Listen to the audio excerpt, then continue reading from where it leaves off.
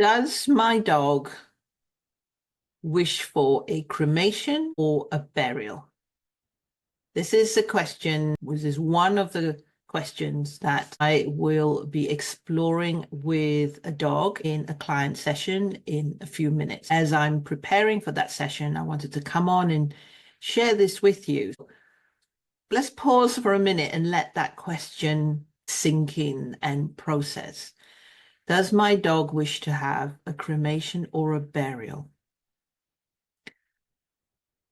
Perhaps the first thought is, can we ask our pets that question?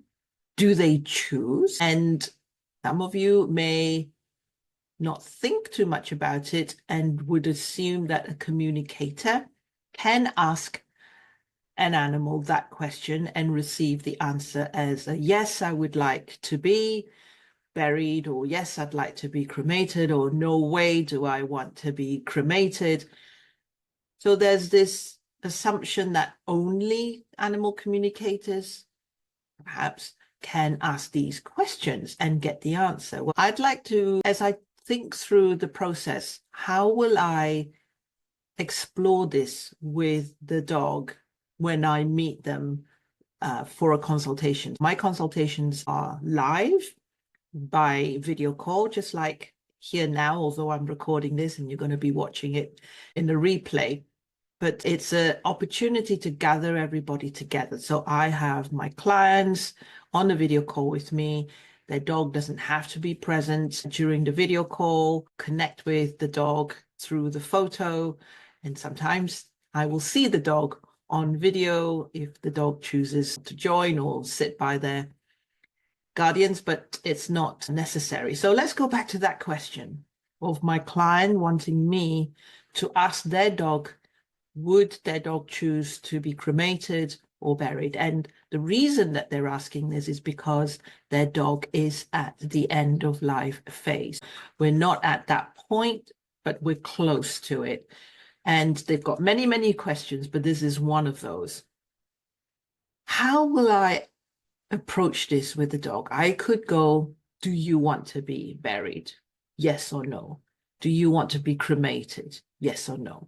And then my understanding of the answer, I could say to my client, yes, he chooses burial or he chooses cremation. However, I don't feel that that's in depth enough. I don't feel that explores the connection with how the animal would make that choice. Now, animals do have decision-making capacity. That is evident to me since I've become an animal communicator more and more, that when animals are offered choices, they certainly do guide us to their wishes. However, the thing we must remember as well is when we're offering choices to our animals, they really need to be options that we can carry out. So with this client, as an example, I will be checking whether they can offer those two options. Are they asking that question because they know that they can offer the option of a burial and the option of a cremation? Let's say you want to ask your animal that question, but actually you only have access to cremation. There could be lots of reasons for that. It could be your location, it could be cost, it could be your belief system. To then say to your animal, which would you prefer, when you can really only offer the option of cremation, I would phrase that question very differently to your animals.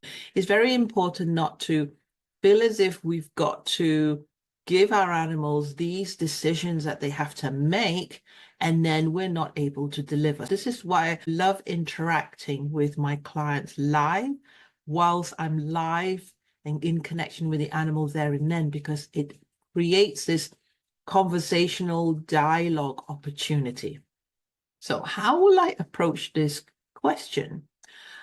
First of all, I would explore with the dog how the dog feels about his body, his physical body. Does he feel that his body is a very important part of his physical memories? Is his physical body important in terms of the relationship that he shares with his human family? What are his views around the physical body when the physical body is declining through age or disease and very near the end of life phase? I would explore that. Then I would also bring in my clients and ask them how they feel about their relationship with their dog's body. Now, you might think surely would love the body or that they will miss the body, which is true. However, from my own personal experience, I've had 2 or 3 different communications with my own animals around the same topic. One with my dog who was in his end of life phase, and he shared his views around how he's always struggled with his physical body when he was in the physical realm, how his body just didn't work very well for him, how he can actually feel quite frustrated. And in fact, in one of his communications with me, there was humor around an analogy that his soul chose a body that he really felt did not represent his true essence. And therefore, when it came to transitioning, and if we view it that the spirit leaves the body, he really shared that he wasn't bothered about it. To him, the body served its purpose. He struggled with it. He overcame many obstacles from it. And together we learned many lessons about it. But there was a sense of relief to release the body. And as a result, he didn't mind whether he was cremated or buried, but there was a sense that he was very eager to allow the body to disintegrate and to be replenished. Now, the other thing as well we've got to check is how much do our animals connect in with the concept of burial and cremation, because they are both human offerings. So as a human, we choose burial or cremation from own beliefs, our own ideas, perhaps experiences or associations. So we can form view and a belief around how we want our body to be honored when we leave.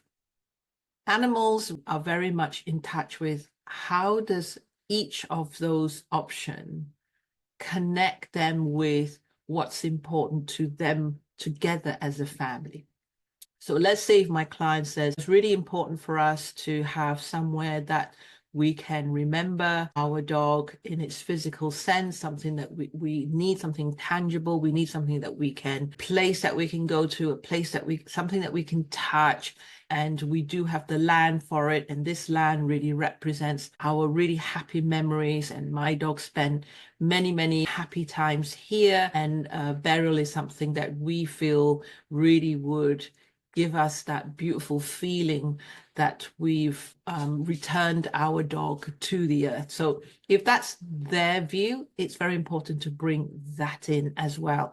And then I would talk to the dog and say, how do you feel about what your person has said about this? And then the same thing to go through the cremation, and in many ways share with the animal what the process is for cremation and get a sense of their view on it, and also connecting with the person's view. So it's back and forth. It's not about just saying to the animal, do you want to be buried or do you want to be cremated? And it's the same with us as humans. You wouldn't just be able to answer straight away, I want a cremation, because you may do, but that's because you've already thought about it, or you may be at that place where you go, hey, I don't want to talk about it. I'm not ready.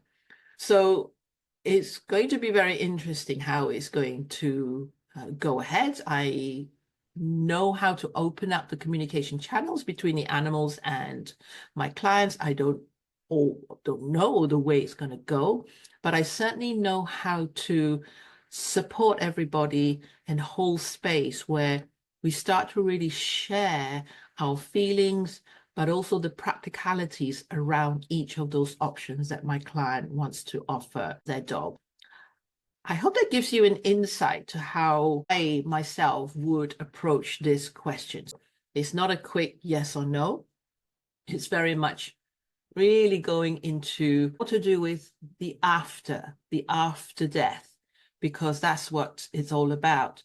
cremations, burials, different ways of honoring the memory, the body, the soul of our animal. That's really what's up for discussion. So I'm looking forward to supporting my client and their dog with lots of questions around end of life, but particularly to help the family come to a place of peace and to make a decision with regards to whether their dog wants to have a burial or a cremation.